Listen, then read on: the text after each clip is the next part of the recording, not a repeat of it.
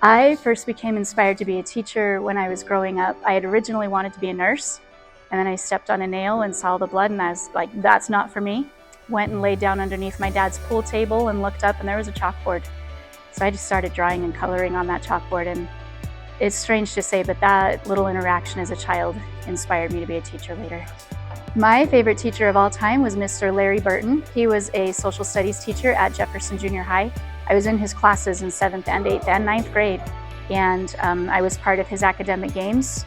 And the difference that Larry Burton made in my life is phenomenal. He taught me how to care about others and to care about the history that our country has gone through, and how to use that history to shape our future. Personal strengths, especially helpful in my teaching. Number one strength is patience.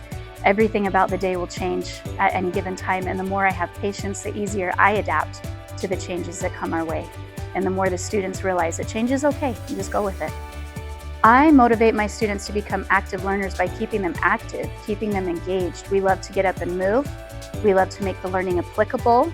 When I'm teaching them about plant growth, we're actually teaching them how to grow the best tomato for my BLT sandwich.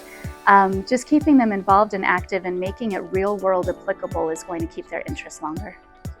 Teaching a diverse student population is such a benefit to me in my classroom, to me as a person and to them. We step outside, look at the variety that we have in the world around us. Our world wouldn't be the same without variety and without the amazing thing that every culture brings with them. And the more diverse my classroom, the better we are because of it. The advice I would give to those contemplating being a teacher is to go for it.